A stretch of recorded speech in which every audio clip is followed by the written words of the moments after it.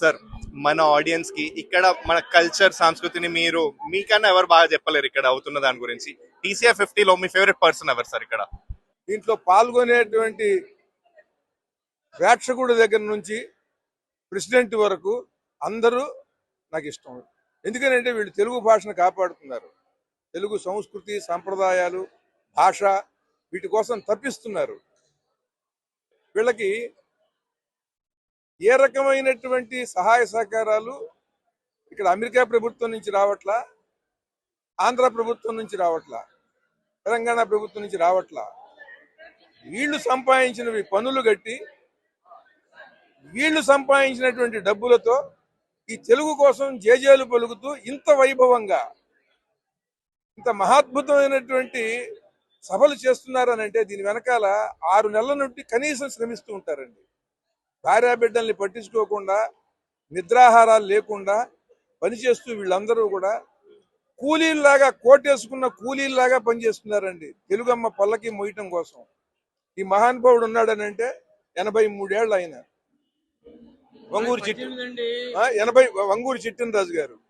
ఏమండి ఈ దేశంలో ఇక్కడ మాత్రమే చాటకుండా దేశాల్లో ఉన్న తెలుగు వాళ్ళ మధ్యకి వెళ్ళి అక్కడ సభలు చేసి అక్కడ తెలుగు సంఘం పూరింపు చేయాలి మన తెలుగు కవులతో పండితులతో కళాకారులతో అని ఖతార్లో చేశాడు, సింగపూర్లో చేశాడు. ఈయన ఏమండి న్యూజిలాండ్లో చూశాడు, ఇక్కడి నుంచి కవుల్ని తీసుకుని వెళ్ళాడు, ఏమండి పండితుల్ని తీసుకెళ్ళాడు, జర్నలిస్టులను తీసుకుని వెళ్ళాడు. ఎందుకని ఏమిటి వీళ్ళకి ఏమైనా రూపాయి వస్తుందో చెప్పండి దీంట్లో. మరి ఈ రకమైనటువంటి అక్కడి నుంచి వచ్చి రాజకీయ నాయకులు పాల్గొని బాగుందని ప్రసంగాలు చేసి పెడుతూ ఉంటారు. వాళ్ళకి ఫండ్స్ ఉన్నాయి కదా, సాంస్కృతిక శాఖ ఉంది. సాంస్కృతిక శాఖ ఏం చేస్తున్నట్టు, ప్రభుత్వం ఏం చేస్తున్నట్టు తెలుగు కోసం ఇవన్నీ చూస్తున్నప్పుడు నాకు వీళ్ళు బాగా చేశారని చెప్పడం కంటే వాడు సరిగ్గా చేయట్లేదని చెప్పాలనిపిస్తుందండి. వీళ్ళు బాగా చేస్తున్నారు కనిపిస్తుంది కదా, నేను చెప్పేదేముంది, ఎవడన్నా చెబుతాడు. వాళ్ళు ఎందుకని చేయట్లేదనే ప్రశ్నే వస్తూ ఉంటుంది నాకు ఎప్పుడు చూసినా సరే. 83 ఏళ్ళ ఈయనకి ఏంటండి అవసరం? హాయిగా కూర్చుని కృష్ణారామ అనుకుంటూ వాళ్ళతో వీళ్ళతో సరదాగా కబుర్లు చెప్తూ కాలక్షేపం చేయొచ్చు కదా. నిద్రాహారాలు లేకుండా కూర్చుని 138 పుస్తకాలు ప్రచురణ చేసి కవులవి కళాకారులవి ఏం ఆశిస్తున్నారు వీళ్ళు? కనుక ఈ రోజున ఇక్కడ టీసీఏలో వీళ్ళు ఇంత వైభవంగా 50 సంవత్సరాలుగా చేస్తున్నారంటే మీరు ఆలోచించండి. 50 సంవత్సరాలుగా మనం 50 సంవత్సరాలుగా తెలుగు కోసం ఇది చేసింది ఈ ప్రభుత్వం అనేది చెప్పండి. ఏదన్నా 5 సంవత్సరాలుగా చేసింది అని చెప్పండి. రాష్ట్రం విడిపోయిన తర్వాత మేము ఇది చేసాం తెలుగు కోసం. భాషా ప్రాతిపదికన కలిసినటువంటి రాష్ట్రాలు భాష వల్లే మళ్ళీ విడిపోయి ప్రత్యేకంగా మేము ఇది చేశాము అని చెప్పమనండి ఏదన్నా. ఎంత బాధగా ఉంటుందండి. పరమాద్భుతమైనటువంటి యాసలు 5. నెల్లూరు యాస వేరు, రాయలసీమ యాస వేరు, కృష్ణా గుంటూరు జిల్లాల మాండలికం వేరు, గోదావరి జిల్లాల యాస వేరు, ఉత్తరాంధ్ర జిల్లాల యాస వేరు. ఈ 5 యాసల్ని ఎట్లా రక్షిస్తున్నారు? ఈ జానపదాలకి ఎక్కడ విలువ? రాను బొంబాయికి రాను అని తెలంగాణ యాసలో పాడితే, ఇవాళ తెలంగాణ యాసలో పాడితే 100 కోట్ల వ్యూస్ అండి, 100 కోట్ల మంది చూస్తున్నారు. మీరు నెల్లూరు యాసని ఏమి రక్షిస్తోంది ప్రభుత్వం? రాయలసీమ యాసని ఏం చేస్తోంది?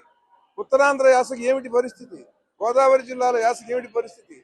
కనుక మీకు ఎంత వైభవంగా భాష అంతా కూడా చక్కగా మీ ముందు షడ్రసోపేతంగా వడ్డించిన విస్తరలాగా ఉంటే ఎవరు పట్టించుకోవట్లా. వీళ్ళు దాన్ని పట్టించుకుని దీనికి పూనుకుని 2 రాష్ట్రాల్లో ఉండేటువంటి కవులు కళాకారుల్ని పిలిపించి వీళ్ళంత వైభవంగా చేస్తున్నారు, తెలుగుని నిలుపుకుంటున్నారు. ఈ 50వ సంవత్సరం టీసీఏ ఇంత కన్నుల పండుగగా ఇంత ఆత్మీయంగా కనిపించిన ప్రతి ఒక్కడు బంధువులా పలకరించి ఆదరించి చక్కగా ఆతిథ్యం ఇచ్చి తెలుగు తల్లికి జేజేలు పలికిస్తూ చేస్తున్నటువంటి ఈ కార్యక్రమం పరమాద్భుతంగా వైభవంగా జరగాలని హృదయపూర్వకంగా కోరుకుంటున్నాను.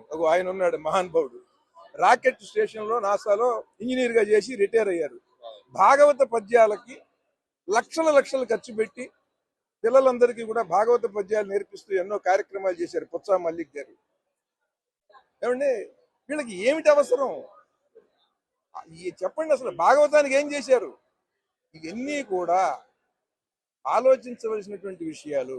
వాళ్ళని విమర్శించటమో వాళ్ళ వంక వేలెత్తి చూపించటమో కాదు, ఒకసారి వాళ్ళని ఆత్మవిమర్శ చేసుకోమని చెబుతున్నారు. మీదైనటువంటి ఒక ఉనికిని మీరు ఎలా చాటుతున్నారు, ఎలా నిలుపుకుంటున్నారు అనేటువంటిది ఒక్కసారి ప్రశ్నించుకోండి.